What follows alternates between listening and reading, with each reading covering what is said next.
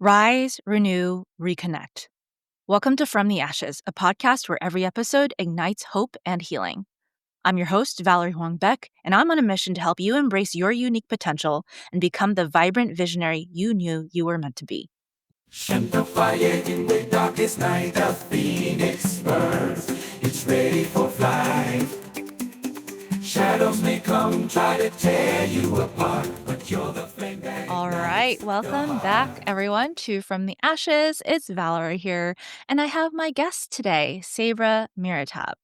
So she's a writer. She's calling in from Pennsylvania today. She's a systems strategist and a former Silicon Valley powerhouse who spent a decade leading high-stakes initiatives in the tech world, most recently as lead technical advisor and chief of staff at Stripe, an organization of over 1,000 engineers. However, this conversation that we are going to be having today is not necessarily about all of her high achievements, but her journey through burnout and the moment of reckoning that she's had because of the way that she's pushed herself through life. And so we are going to be very, very honest today about what it takes to be a high achiever and how to really balance our lives in a way that's more true to us. I love that Sabra approached me for this podcast after listening to it. I'm looking for burnout. And it's just, I am really excited to continue this conversation because it's one that we really need to have in order to create a world where we're not only creating harmony for ourselves, but we're actually creating harmony for other people by doing this work and having these conversations. So thank you, Sabra, for being here today to share your story. Awesome. Thank you so much. I'm very excited to be here. Yay. And so before we start, I also want to highlight that she is writing a book right now, and she's going to be sharing a little bit about that. And she's also the author of the blog, How to Feed Your Soul on Substack, right? Yes. If you want to check out some of her work, definitely check that out.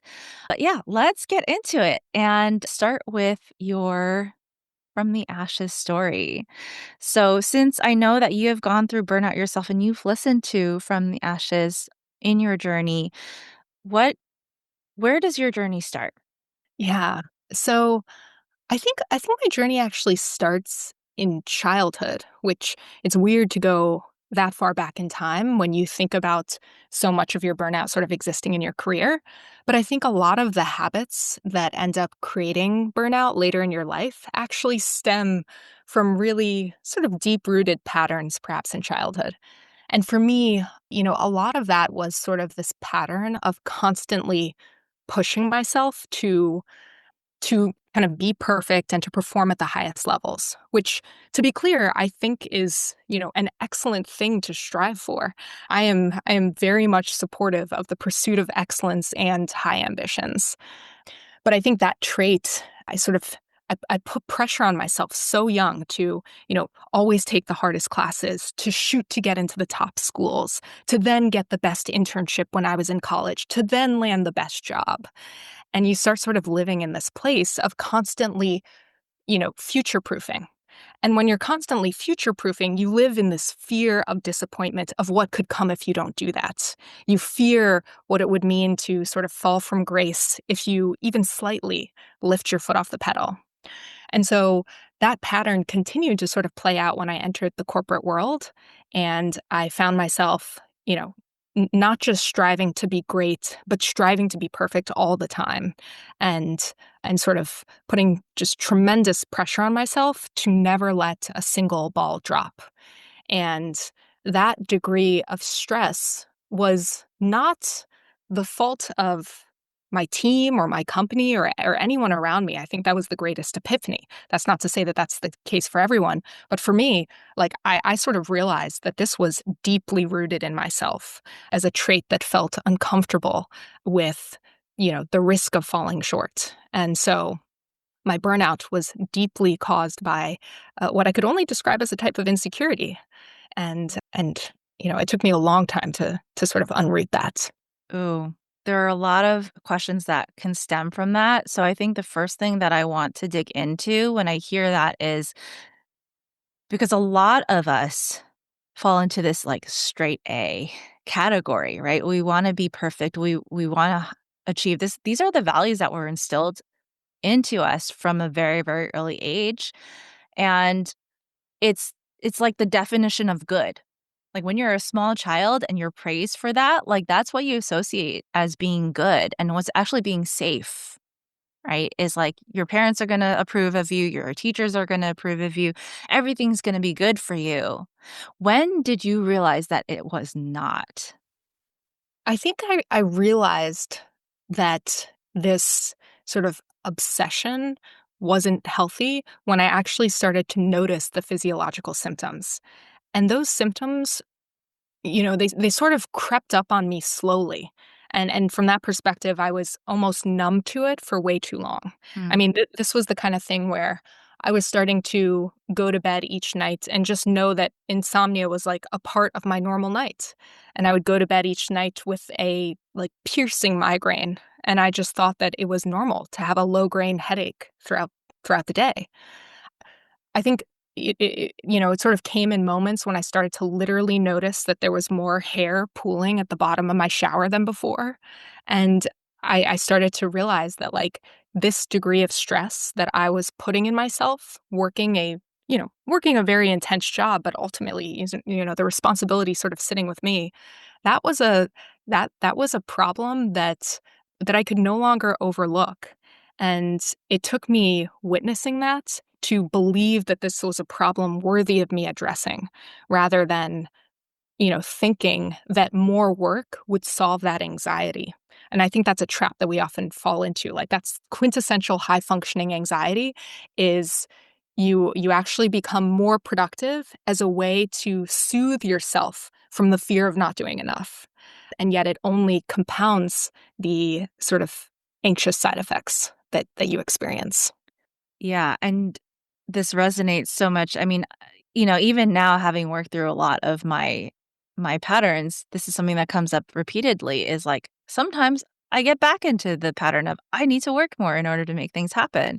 And then I notice myself getting anxious again and not sleeping again. And like, oh, we're back here again. And you said something really significant about personal responsibility. It wasn't your company, right? It wasn't the people around you that were causing you to this. It was a deeply ingrained pattern. I think we put ourselves in situations that align with the reality that we were conditioned to survive in, right? So it's like we're going to become our greatest enabler, but it's very tempting to play the victim and be like, I work in a company that doesn't respect my needs, like, my boss doesn't care about me. I hear this a lot from people, and how did you ever fall into that? And then if so, how did you get out of that? I think I mean, it sounds like similar to you. I think I was pretty sensitive to the fact that this was not a reflection of the people around me. Like, I worked in an extremely fast-paced company. We were growing tremendously quickly. We were working on extremely hard and complex problems. And yes, those all contribute to stress. Those all require all hands on deck. But that was not the force that was really putting the pressure on me. Like, at the end of the day, the buck always stops with you. Like, only you can choose how much you work. Only you can choose, like, how you let those, responsibilities weigh on you, and only you can control how you communicate to your team where you need to load balance. And those were all things that I wasn't doing. and and I think that it's very tempting to scapegoat sometimes, and that's why you see so many people go through this cycle of, like, rage quitting their job. Mhm. And I very much didn't wanna do that because I felt deep fellowship with the people that I worked with. I loved many elements of my job. I just didn't love the way I did my job. I didn't love the way I made myself feel. And and I think that that doesn't mean we shouldn't hold, companies accountable for building cultures you know, that that discourage burnout and create systems that enable people to better manage their sort of work-life calibration.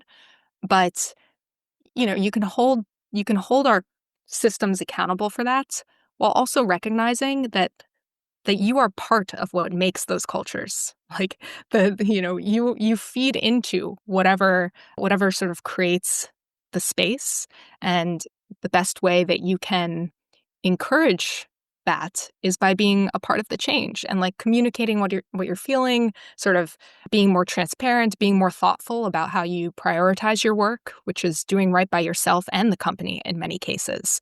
And that's not to say that it was easy for me to do that, but I did recognize pretty early on that this was a me problem. Yeah. I think a lot of us are afraid of if we speak up, what is going to be the reaction from the higher ups, or what is going to be the reaction from our coworkers? Because we have a very, we often fall into fixed mindset of like, they're not going to like what I say, or there's going to be consequences. I actually have had people tell me, like, you can't have boundaries at work because like you're always just going to have to deal with the nasty coworker. And I was like, but is that true? Like, can we take steps? Like, does it have to be such a, because sometimes it feels like life or death, right? So how did you navigate that? Did you find yourself feeling fear when you started to notice, like, I need to change the way that I'm doing things? And how did, yeah. Yeah.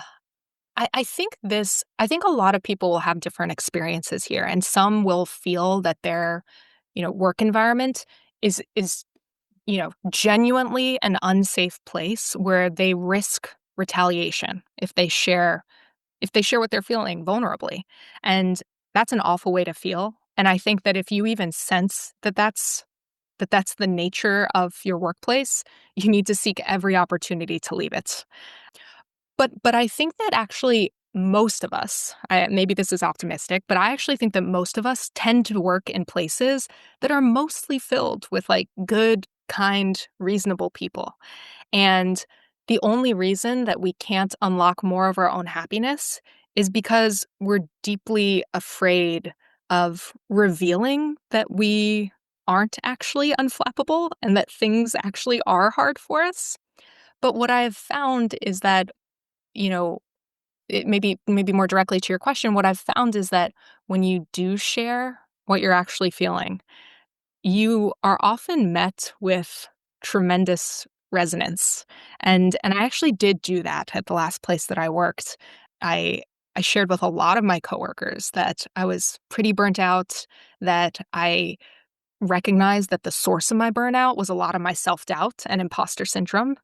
And what I ended up finding was that, nobody sort of threw tomatoes at me from the stands. Like everybody actually then responded with their own shared sentiments, like their own insecurities. And and that sort of spanned levels, functions. That was the most mind-blowing part. We think that this only occurs, maybe for junior people, but I actually think extremely senior leaders feel that same sense of just kind of bumbling their way through figuring out what it means to be, smart and strategic or whatever. What it means to have like business polish. Yeah. And and so I think that we need to let go of that fear that sharing ourselves is weak, and that we need to recognize that sharing ourselves will only lead to better outcomes for everyone. And even in a toxic work environment, it requires tremendous bravery to do that, Yeah. but it will only lead you to where you're meant to go, whether that's reforming the culture of your company or showing you that you need to go elsewhere. Yeah. And so right now you're not in corporate, right? So you Yeah. you ultimately did make the decision to go elsewhere. What led to that decision? Because it sounds like also you were able to create some change, or at least some, y your sharing was able to create some empathy within the company that you were in.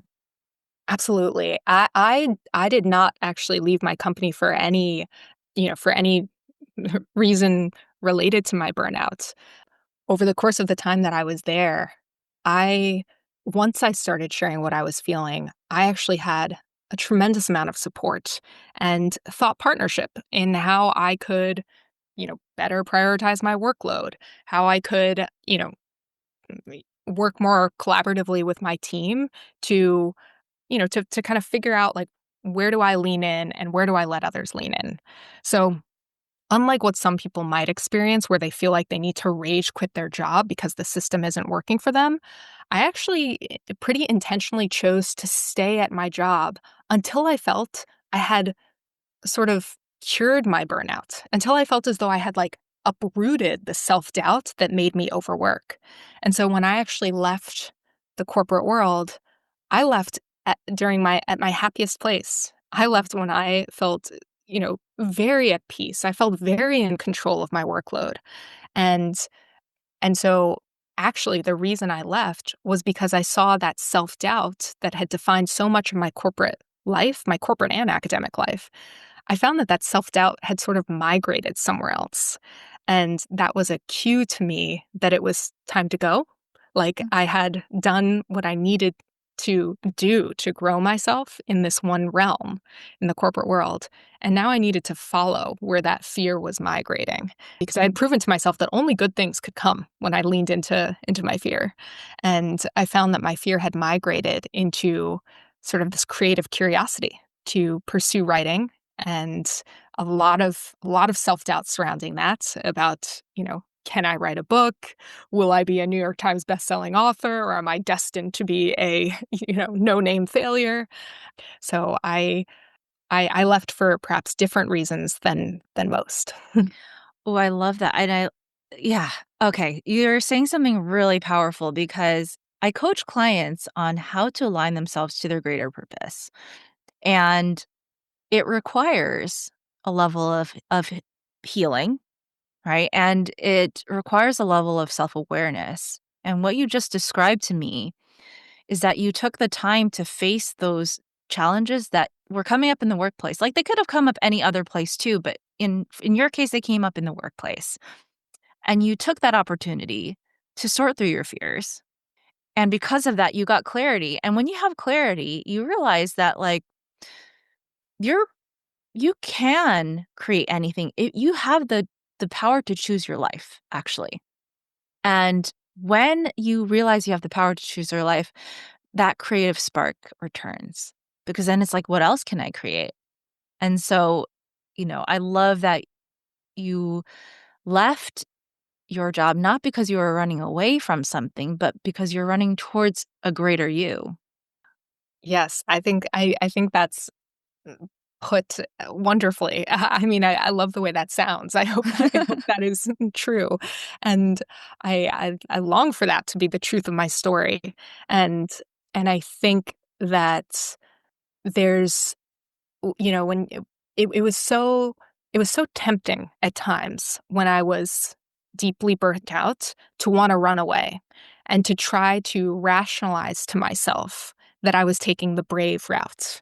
There were many times where I thought about quitting. I would make a pretty good pitch to myself that like, no, no, Sabra, this is the brave thing. Like you're gonna go be a creative. But I knew deep down there was also a part of me that was really running away from, you know, from that fear of like shattering my my reputation, my brand at work, that I had built up something, and if I lifted my foot off the gas a little bit or if I told people that like, "Hey, I actually can't keep all these balls in the air," I just like feared the whole facade crumbling. And so it really would have been running away if I had quit a day earlier than I did. Mm, And because I actually, I guess did the hard thing, like did the thing that was really uncomfortable and like stayed and communicated with people and like, hey, maybe broke the like perfect crystal image of myself that was, perfect and could take on everything because I let that part of me tremble a little bit visibly. I ended up finding so much more peace in work. And I ended up working for many more years than I planned to and enjoying so much of it after that inflection point. And then, like you said, that clarity that I had of self-doubt being the root of this, I was able to just see clearly where that self-doubt was popping up in other parts of my life. And it was popping up in a casual hobby of journaling that I realized I secretly longed to be more than that. And and and it gave me insight into where I needed to run to next. Yeah. Beautiful. I have a question because a couple of weeks ago, you wrote an article on your choice of the word insecure in your working title of your book. And you are actually kind of debating with yourself about it, right? Because the word insecure, uh, people perceive it a certain way. Can you go a little bit into it? Because I feel like that's getting into some of the theme or the culture that you wish to shift in the corporate world. Yeah, absolutely. So I have been considering in my memoir using the word insecure in my title, though the title is still a working title. I think the word insecure makes people very uncomfortable, and maybe especially high performers. Because if you're somebody that has proven that you can thrive in the working world, you don't tend to actually think of yourself as insecure. Like, for a long time, that was never a word I would have used to describe myself. Like, when you picture people that are insecure, you just picture these people that stumble over their words or kind of wallow in self-pity or avert their eyes when leadership is in the room. And and that wasn't me. I mean, I was very comfortable speaking in front of people.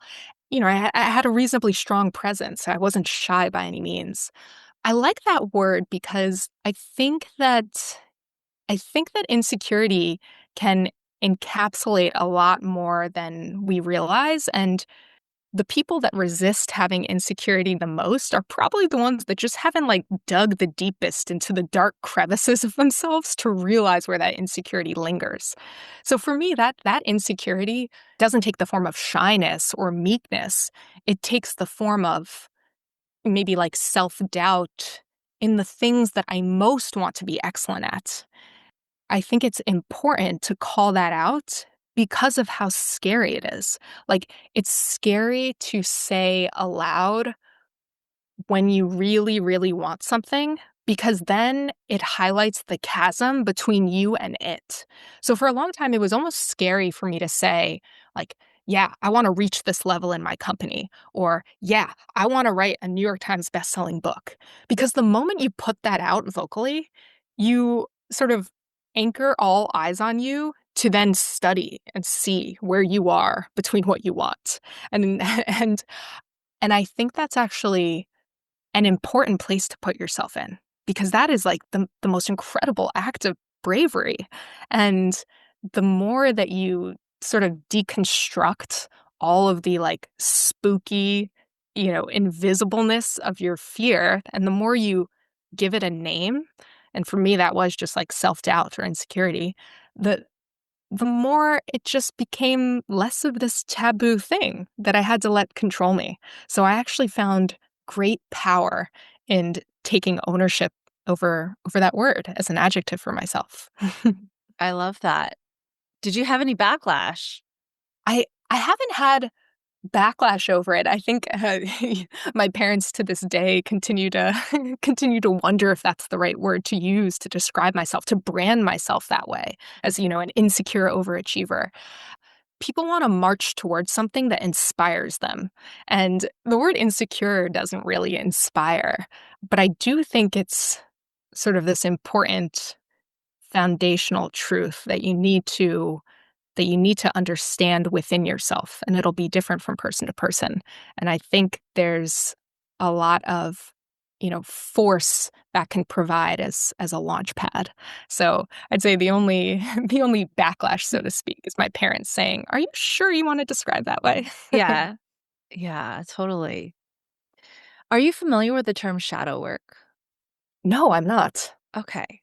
So I guess shadow work is a term that is pretty common in mental health spaces and some spiritual work as well, but it's actually just identifying the patterns of fear that you have from mostly from childhood, right? Where it's like we were conditioned to believe a certain truth, well, just conditioned to believe that reality is a certain way. And so shadow work is really, really digging into those fears, like you said, like digging into the deep, dark crevices of your mind and facing those fears head on.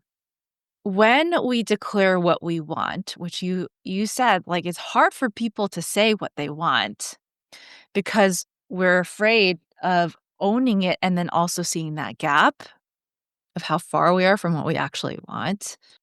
We are faced or we are forced to face our shadows. And a lot of it is self-doubt, especially if there is such a gap between where we are. Like, let's say you wanna become a published author, right, and you've never written before, it's easy to be like, "I'm not worth it." It's easy to tell yourself, "I'm never going to get there." Have you built your own toolkit to help you navigate that as you've done the shadow work yourself? Which I think you have done a little bit. I think I do have a bit of a toolkit. I think the toolkit is always a work in progress.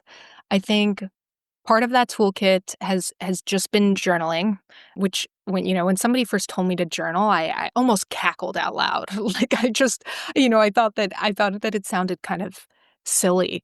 And now it's unfathomable to me to think about my life without writing. That's how much I fell in love with it. So I think that journaling is such an important first step.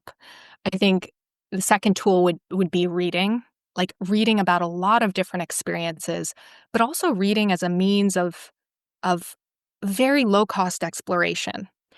You never know what is going to sort of spark your inspiration.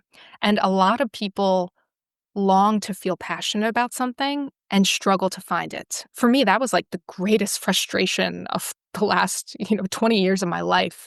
It's like I long to be really passionate about something, really called to do something. And I just never felt that for anything. So I think reading is another important tool to just better understand where your passions might live and to sort of feel around in the dark. I think that's actually a really wonderful strategy. Like, you don't need to see the end destination every single time. You just need to start slowly feeling around and you'll kind of fumble your way there. And then I think the third toolkit I would just call out is sort of, again, just deeply naming those shadowy fears.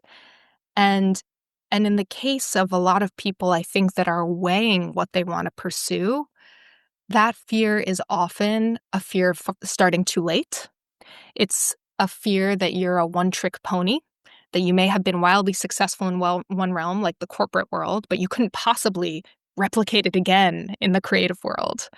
And and I think that the tool that you need to, uh, recognize in order to combat that is merely the tool of your own agency. And that agency doesn't need to take leaps and bounds.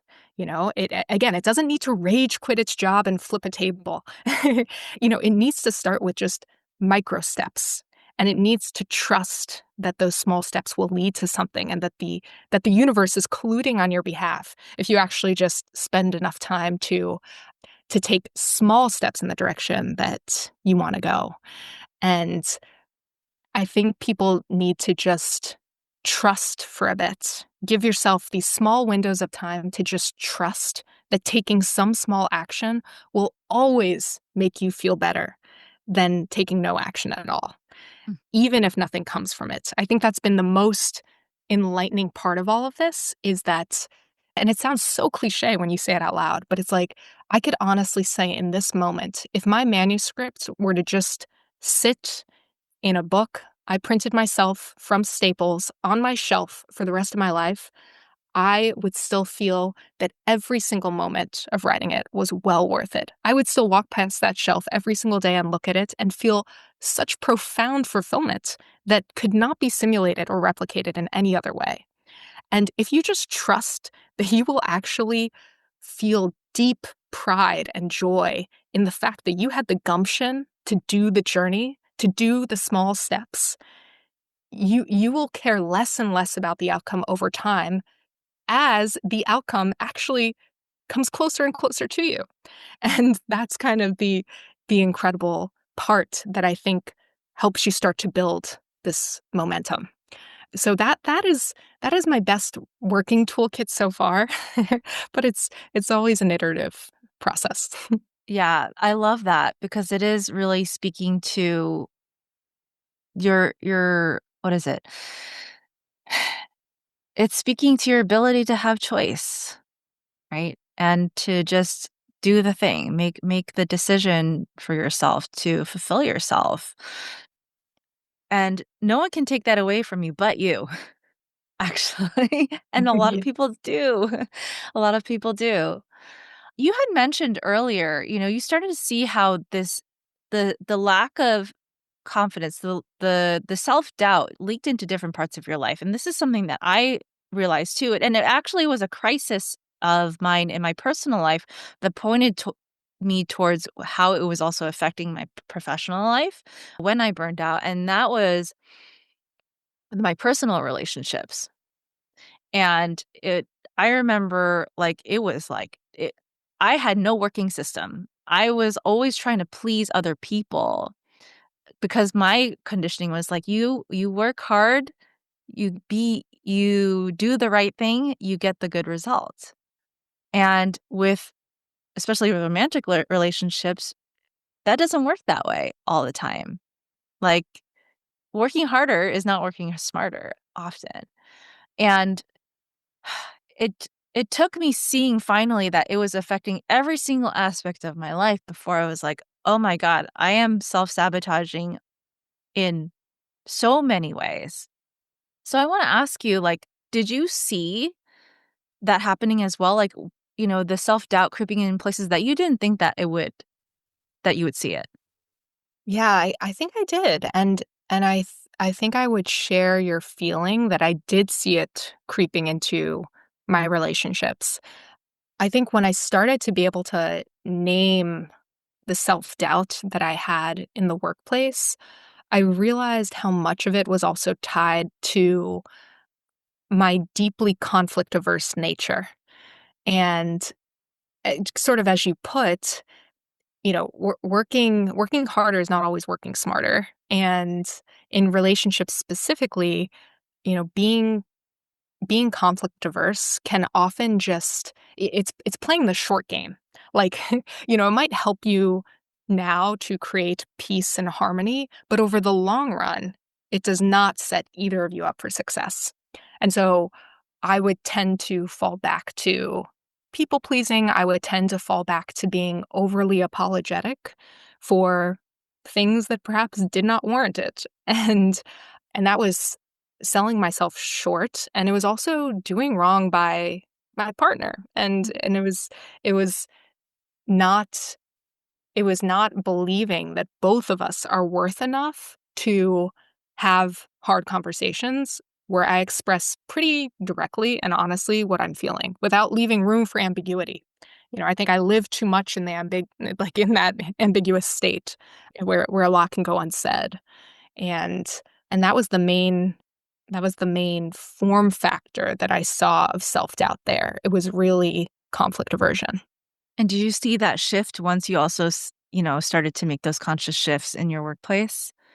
I did, and so, the as I started to sort of debug the conflict aversion that I had in the workplace, that ended up looking like me just having more honest conversations with my managers and saying, like, you know, Here's what I can and cannot do. Like, here's how I'm thinking about what I should prioritize. Like, here's when my plate is actually overflowing and managing up and telling them, hey, I really need your support on this."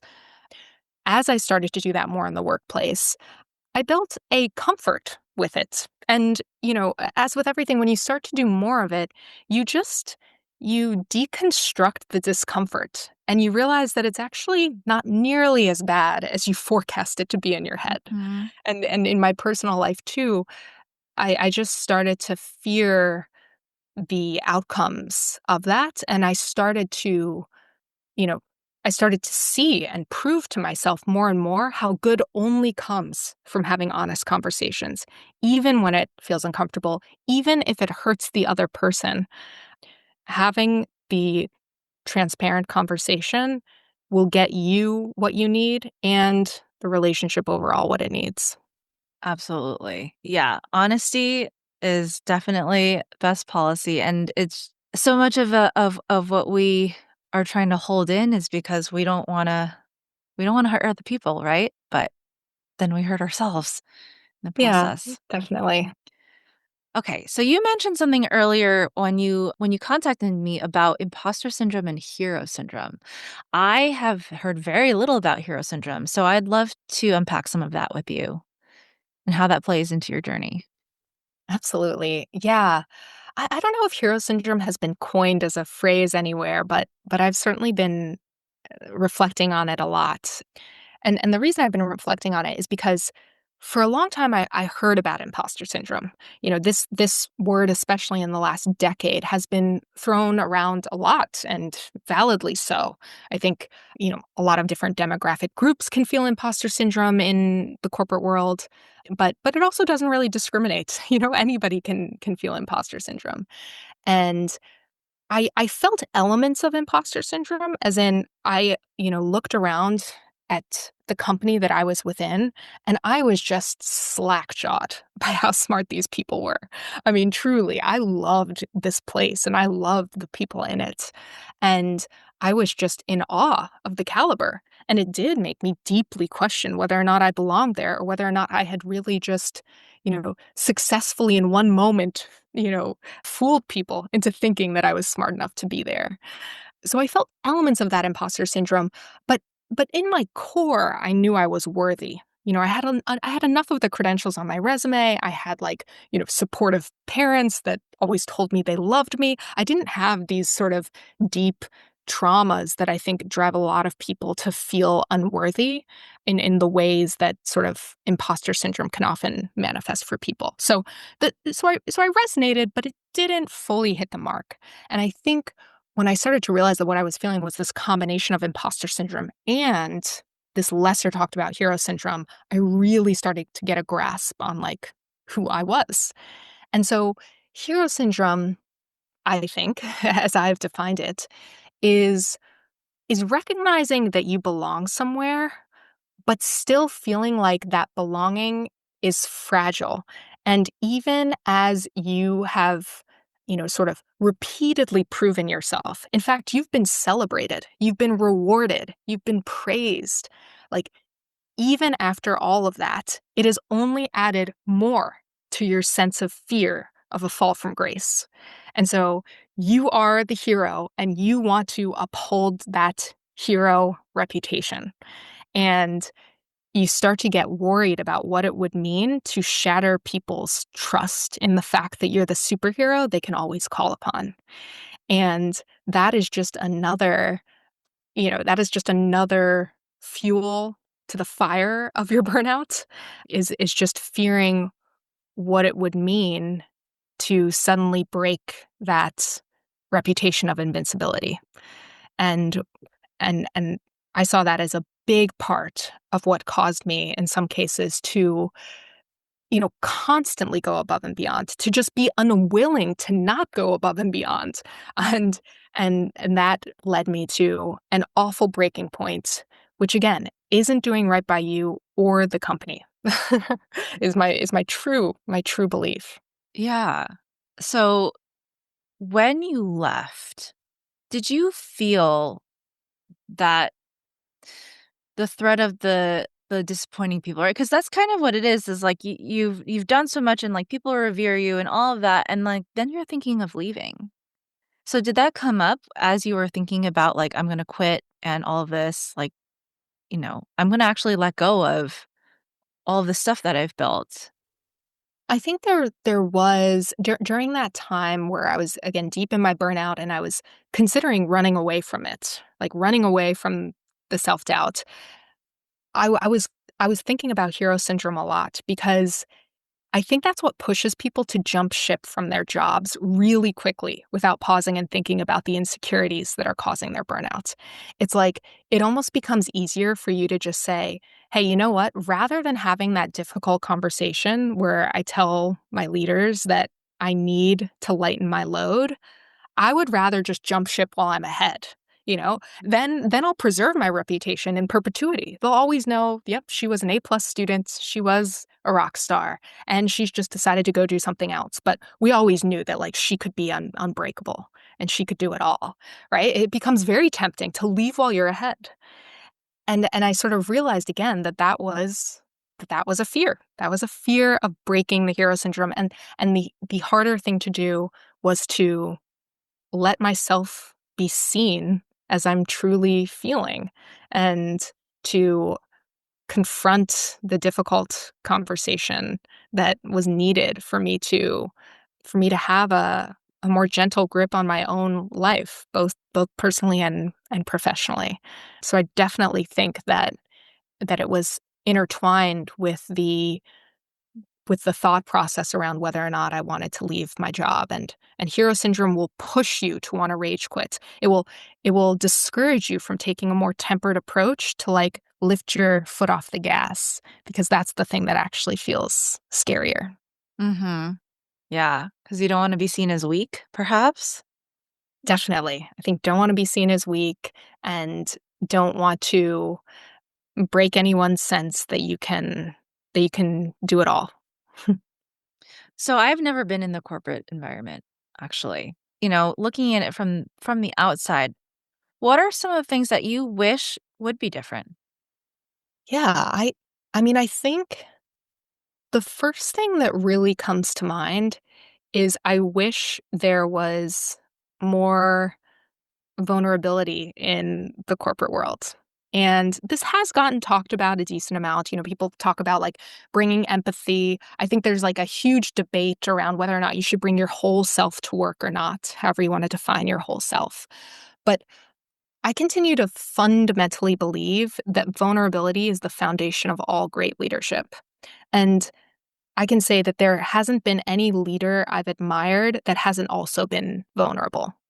And I would say vulnerable is another word that kind of scares people because you think it sounds weak to, share your vulnerabilities. I think that's almost because we're getting too caught up in the pedantics of the word.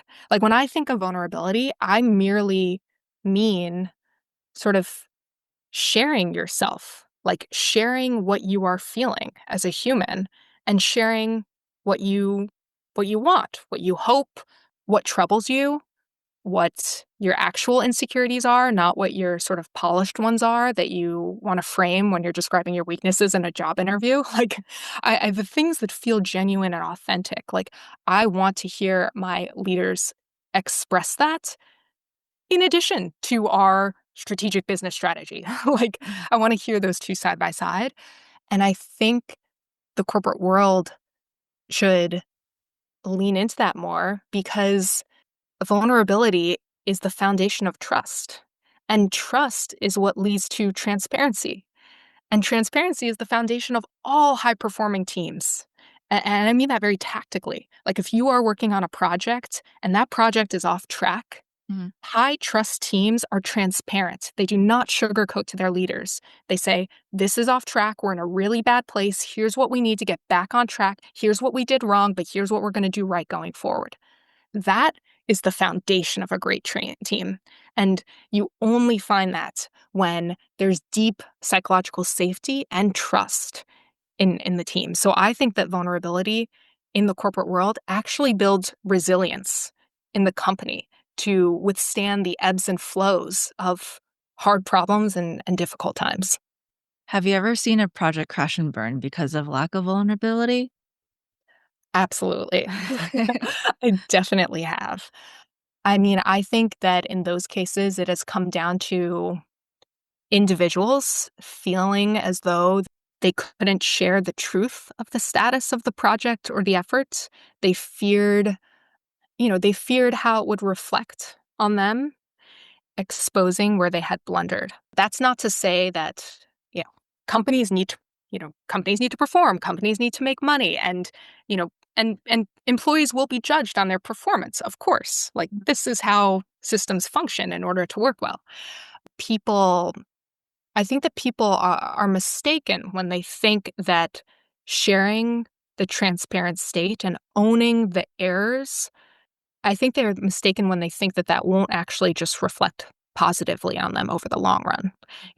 Because I've also witnessed many examples where a project has crashed and burned or been on track to crash and burn, and the leadership of that project like had huge ownership over it.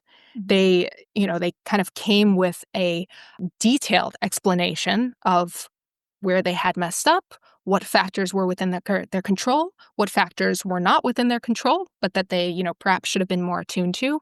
And that distillation did not make leadership go and look at them and wag their finger as though they're wrong. It only built trust. Wow, this person gets it. This person really knows what went wrong. They really understand what it would take to do it better next time. And they are the ones that are going to give it to us straight. They're not going to, sugarcoat the realities of what it takes for us to be successful in this business. And those are the people that I want to work with. Those are the people that I would want to hire. And those are the people that I admire working for. Yes, absolutely. Yeah, thank you for that insight. So let's shift over to your life now, because you're now a writer, right? You've been Yes. writing this beautiful blog. I read your post, I think it was today on Blueberry. Yeah. Yes. And yeah, you've been really writing from the heart. So what, paint a picture of what life is now. What are you committed to now creating now that you've shifted over to a more, you know, creative role in your life? Yeah. So I have taken time off from the corporate world, mainly to finish writing the book that I've been working on for a couple of years. And I can do that at a much faster pace now that I'm not also working a job. And then to also kind of work on my blog, which is purely a creative and fun outlet. And so I think my objective within this time is again, I would just put it in the category of sort of exploration and sort of throwing spaghetti at the wall and seeing what sticks. And and I know that I will feel tremendous pride in just completing that book. And so that would be my sort of meta objective in all of this. But along the way, it's been a lot of fun to just write blog posts about whatever strikes me. And so I think that a sub goal to this time would just be to be more present and to observe, more of my life because I have the headspace and the time to. And so it's really been this lesson in giving myself permission to live life a little more slowly and to see what comes from it. And what I've found is that when you do give yourself a little more time to take a step back, you you give yourself the space to follow wherever your curiosity takes you. And for me, I end up sort of expressing that curiosity through blog posts, which tend to just be observations of my life. But I think it could be anything for anyone. It could be picking up new hobbies or activities or creative callings. And that really has been a parallel objective of mine to just be present and see what sparks my creative curiosity. So as, someone who's lived with this really high achievement mindset, does it ever creep back into your consciousness of like, I should be working a job or I should be doing this? Okay. Absolutely. Yeah. How do you deal with that? Because like this is something I also am like, sometimes I do feel like I should be doing something different, but I know that it's old conditioning. Yeah. Yeah. I mean, I think there are always two sides to taking a creative route. I think one is the factual side, as in, what do you need to support yourself? And the other is sort of like the sociological side, as in, what pressures are you feeling from the world around you that are actually kind of imagined? So there's the real stuff and the imagined stuff. I think, like, and I feel the weight of both. I think everybody does. I think on the real side, you know, I think financial autonomy sort of underpins so much angst and fear that so many people feel, and it's a valid discomfort. But I also think it's very important to sort of look at that in actual terms and make sure that you aren't just fearing in the abstract. And so getting really clear with yourself about like, how much money do I need? Like, to support the lifestyle that I want? What does this look like over the next 15 years? Very rarely do we actually dig into that calculus. We just sort of think in the abstract that, like, more money is always better. And so then it becomes this like moving target for the rest of your life. So I sometimes think about those real terms, but more often I think what I feel is more of that social weight of should I be should I be sort of using the momentum that I built? And every moment that I stay away from the corporate world, am I sacrificing that? And am I making it irrevocably difficult for me to get back to that? And that is, again, I think more of an imagined fear than an actual fear.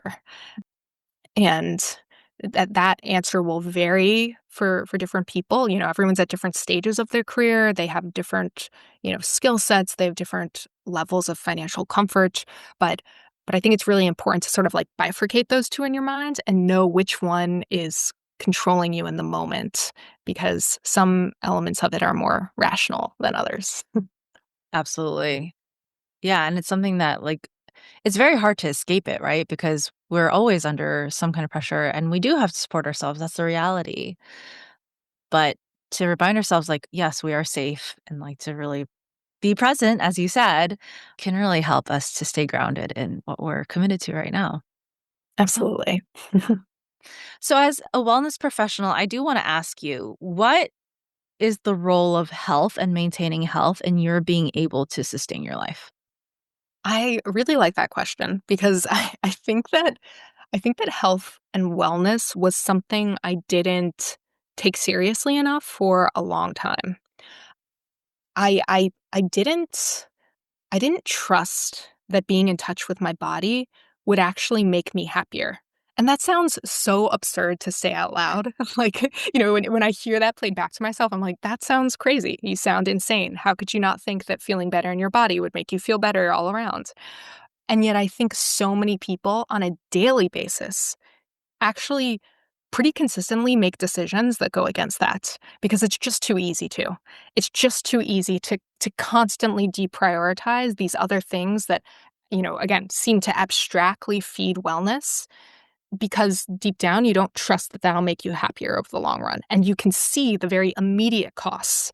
Let's say of you needing to like uh, push out doing an assignment or, like, push out a deadline or something like that. Like, those costs feel very tangible and immediate, and sometimes the, like, greater health and wellness costs that perhaps unfold over the course of years in terms of, like, your psychological and physical health, those feel just loftier initially.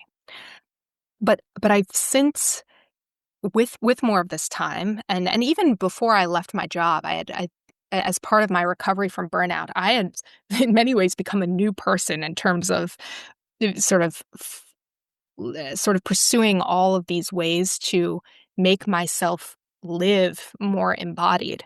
And that took the form of like going on walks. It took the form of going to the gym with regularity. It took the form of in some ways like fixing my relationship with food, like just really, not sort of not undervaluing what it would feel like in my headspace to just be more oxygenated, to feel physically stronger, literally with more muscle mass. And that is a huge part of actually what I do now with my time is like I go on so many walks and I go to the gym a lot because it feels great. And I've been trying to just learn more about that whole health and wellness space. Beautiful. All right. So we're going to wrap up our interview. And the last thing that I want to go over is I want you to talk a little bit about your memoir, who it's for, right? And what lessons can we expect from reading that? Yes. So I think, this memoir might be my personal story, but I think it's actually the story of what so many people wrestle with, and specifically, I think that audience is people that would self-describe as, hungry high performers that are ambitious and yet deeply long to find what calls to them. They have proven that they can thrive in the, traditionally celebrated realms of the world, investment banking, consulting, tech, like whatever it may be, the doctors and the lawyers, they've thrived in these celebrated environments. And yet they know deep down that they hunger to feel genuinely called towards something. And they haven't been able to unpack why they haven't been able to find what that is. And so this is a story for people that want, I guess, a bit of a playbook for how to find that. And it's a story that says you don't need to rage quit your job. You can actually discover this in parallel, and you can uncover whatever that calling may be. And it will require you excavating a lot of your self-doubts.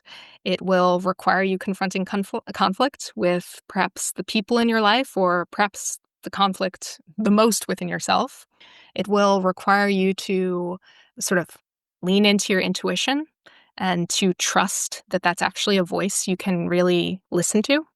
And I think that the ultimate message for people is your self-doubt is not working against you. It is often the greatest compass pointing you towards what you secretly want.